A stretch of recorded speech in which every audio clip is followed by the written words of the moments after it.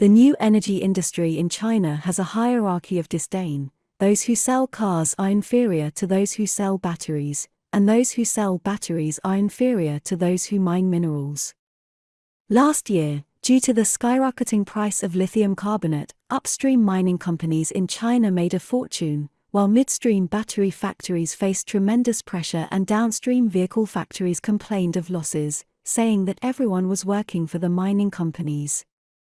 As an intermediary, CATL negotiated with carmakers and established a raw material price linkage mechanism, directly transferring the pressure of upstream raw material price increases to end users. As a result, battery prices and new car prices increased, and ultimately, the users paid the price. CATL, caught in the middle, has always presented itself as being in a dilemma. After all, the price increase was caused by the mining companies, and the cars were sold by the OEMs, so their own business was also affected.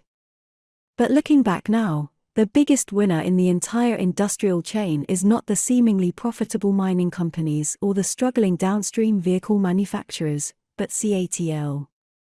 CATL is a typical representative of silent wealth. Since at least 2015, it has maintained a profit record every year. Even in 2022, when the situation was so complex, raw material costs hit a new high, and most companies were in deficit, it still made money, and its profits exceeded any previous year. CATL's latest 2022 financial report shows that it earned a revenue of 328.6 billion yuan and a net profit of 30.7 billion yuan. Its net profit in the last quarter of 2022 alone was as high as 13.1 billion yuan. This is a terrifying number. In terms of profitability, it not only surpasses all emerging car companies in China, but also exceeds the global new energy vehicle sales champion, BYD, and even those enviable mining companies. And that's not all. CATL has a cash reserve of 157.6 billion yuan lying on its account. In order to improve the efficiency of funds, it has invested over 20 billion yuan in guaranteed investment financial products. CATL's chairman, Zheng Yuquan, is an ambitious person who is also well versed in the philosophy of low-keyness. He once said that CATL is responsible for carrying bricks, and they provide a platform for car companies to dance. There are various kinds of plays on the stage, and they regard themselves as the oppressed. The fact is that while CATL is carrying bricks, it is quietly building its own trillion-dollar empire. It has used the strongest bricks in the industry chain to create its own exclusive stage. While car companies are performing on stage, CATL is making money. Okay, in today's video, let's take a look at how CATL makes money.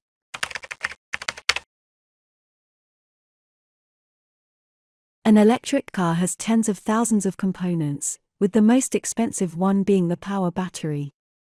The industry generally believes that the power battery accounts for about 40% of the total cost of the vehicle. CATL's batteries have high endurance and low spontaneous combustion rates, which are favored by carmakers. While carmakers are engaged in a price war in the market, CATL's battery costs remain unchanged.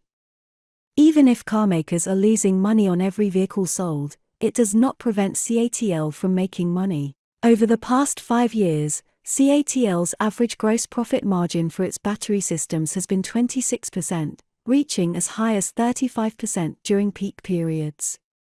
This means that for a battery system priced at 100,000 renminbi, CATL takes away nearly 30,000 renminbi in profit. This is CATL's core business and revenue pillar, contributing more than 80% of its revenue at one point. The real breakthrough occurred in 2021.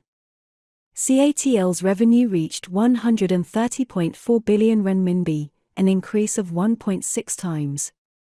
Its net profit doubled to 15.9 billion renminbi, a figure close to the sum of profits from the previous 4 years. The catalyst came from the booming new energy vehicle market. In 2021, China's NEV sales reached 3.52 million units, an increase of 1.6 times from the 1.37 million units sold in 2020, with growth exceeding any of the previous 5 years. Additionally, CATL benefited from its cooperation with Tesla. Tesla built a factory in Shanghai and needed localization of components, giving CATL the opportunity to enter Tesla's supply chain.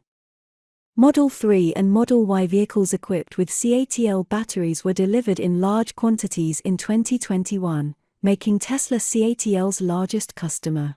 In 2022, CATL's revenue crossed the 300 billion renminbi mark, reaching 328.6 billion renminbi, and its net profit was as high as 30.7 billion renminbi. Undoubtedly, CATL is the big winner in China's rapid development of the new energy industry. Among companies with a revenue scale of over 10 billion renminbi, it is difficult to find another company that maintains a 1.5 times annual growth rate while remaining profitable. As global NEV sales continue to rise and the replacement process of fossil fuel vehicles accelerates, the demand for batteries from NEV companies will continue to grow. With a market share of approximately 50% in China, CATL's revenue and net profit will continue to increase. However, it is worth noting that there is a law in the battery industry: as time passes, costs will inevitably decrease, and the gross profit margin of battery factories will decrease accordingly. This is not an industry that relies on high gross profit margins to make huge profits, but rather one that relies on scale. CATL's gross profit margin for its battery systems has dropped from 35% in 2017 to 17% in 2022. CATL needs to continue expanding and extending its industrial chain in order to keep its costs low, increase its output, and make more profits. If one day CATL is no longer in the top spot or its customers are significantly diverted to its competitors, then that will be the beginning of a crisis.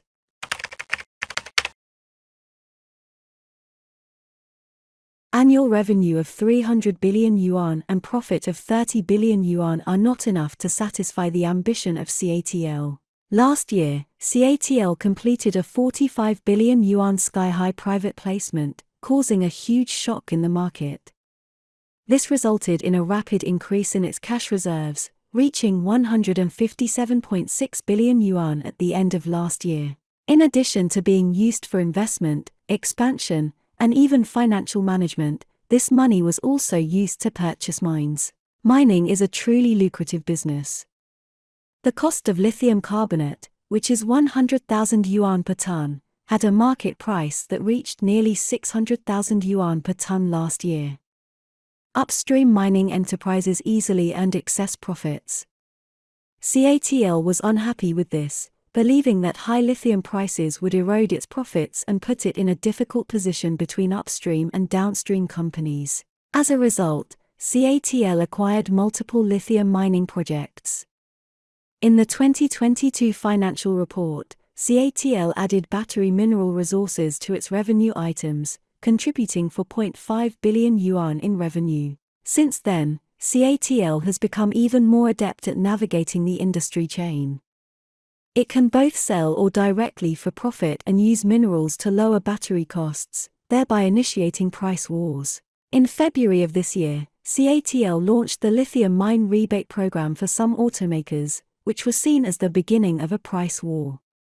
The lithium mine rebate means that CATL provides batteries to these cooperating automakers, using self-produced lithium carbonate, locking in a price of 200,000 yuan per ton, which is equivalent to giving up the profits from selling mineral resources and reducing the automaker's battery costs. The current price of lithium carbonate has fallen to around 400,000 yuan per ton. This plan can be seen as CATL targeting specific customers and locking in its own product shipment volume in a way. In addition to energy storage and battery recycling businesses outside of power batteries, CATL's ambition goes far beyond just one battery factory.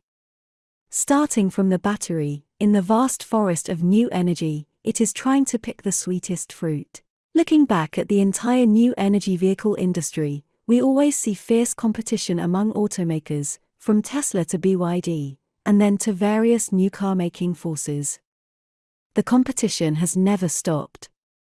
Everyone believes that the endgame of this industry is to concentrate on the top, with each automaker trying to kill its rivals and then reap all the benefits of the platform. Interestingly, while the automakers on the stage are still fighting, CATL, the behind-the-scenes brick mover, has already become the king of the hill. CATL's challenges are still on the way. Okay, that's all for today. Please put your comments below, and share your insightful ideas with other people.